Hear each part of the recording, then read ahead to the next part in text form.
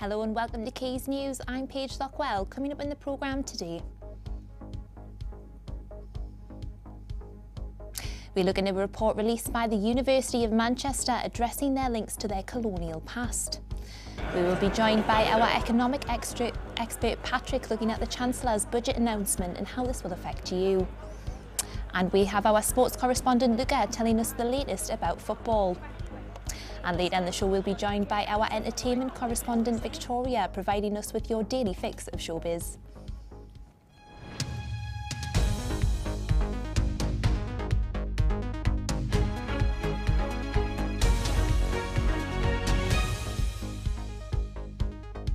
But first, universities are now under pressure about being transparent about their colonial past, and the University of Manchester is no exception. Here's Bella Jewell with the report. This building is named after a man with indirect links to slavery. That is just one of the findings revealed in a report published by the University of Manchester last week. Our links are somewhat diffuse. We aren't talking about people linked to the university who were actually, who owned enslaved people. What we have is donations and organization from people who had the wealth to be involved in the university because they were in some way part of the trade in cotton, which was largely grown by enslaved people in the American South. But for some students, even if many of the university's benefactors weren't slave owners, their legacy is still tainted. We try to distinguish that, this person made loads of their money, but it wasn't like they didn't have slaves, like they just benefited of slave labor. Personally, I think there's a difference. And so I think people would need to stop making that distinction before the university can sort of come to a conclusion as to what it's going to do. I think if we have buildings named after slave owners, people that wanted off the slave trade, obviously don't honour them and don't celebrate that legacy. The university says this research was conducted in response to their 2020 Race Matters report. By 2019, I'd gotten some money. I'd sent my former student into the university archives, and then the pandemic happened. Now these findings have been published. The question on many minds is, where does the university go from here?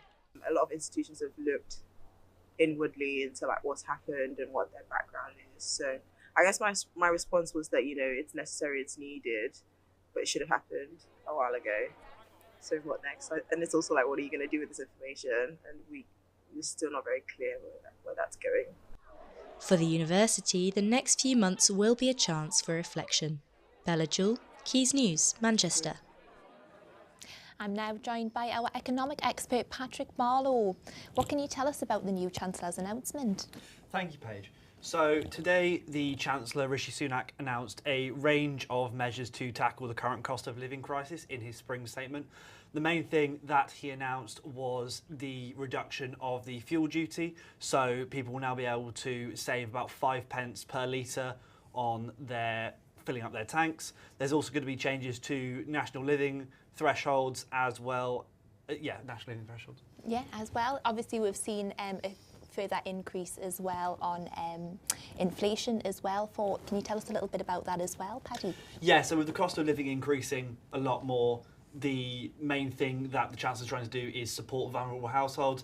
One of the ways he's going to be doing this is also to increase the fund for households given to councils. It's going from 500 million to 1 billion, so that will make a massive difference. Yeah, of course.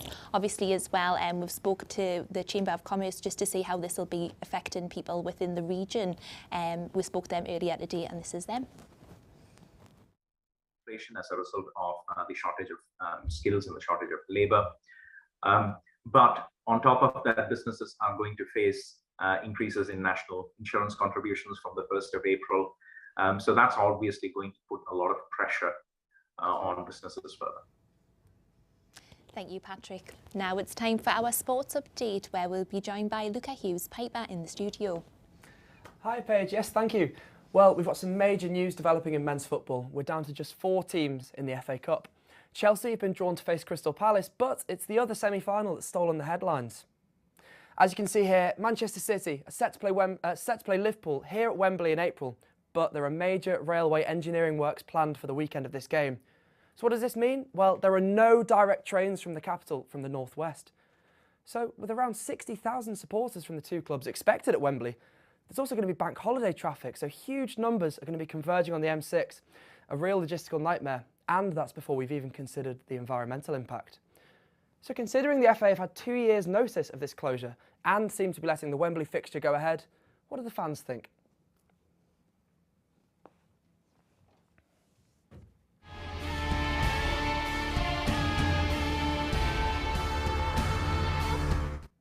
We apologise for that. In summary, the fans said they weren't particularly happy about the game being moved, but also said they wanted the game actually to be moved perhaps to Villa Park, which is another stadium up north. We've also got this letter here, which has been penned by the mayors of Manchester and Liverpool. What does the letter outline? Well, they're calling for the game to be moved. They're really calling for the game to kind of be moved away from Wembley and actually facilitate a venue change and call for a rethink. The issue even reached PMQs today, where the Prime Minister said, and I quote, "We should indeed have an independent regulator for football." But the FA have said, following the Mayor's letter, their position has not changed. Will further action from fans affect this? Well, we'll be sure to keep you updated on our socials at Quays News. Back to you, Paige. Thank you, Luca.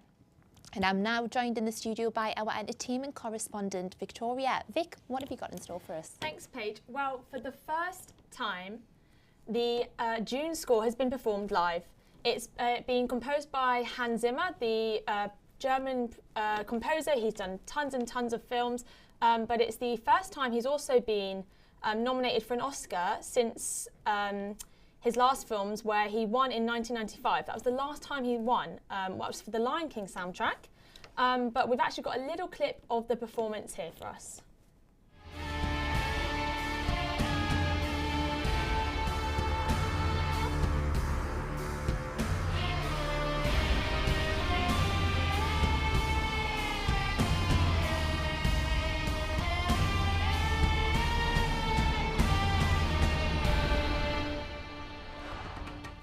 As you can see, the performance was as epic and intense as the film itself. June 2 has also been confirmed. It's going to be released in October 2023. Zendaya and Timothée Chalamet, who are the stars in the first June film, are all on board to star in the second, and Hans Zimmer's already been working on the soundtrack for the sequel. That's incredible. Thank you very much, Victoria. And that's all we have time for today, but make sure to follow our socials at Quays News. I've been Paige Lockwell. See you next week.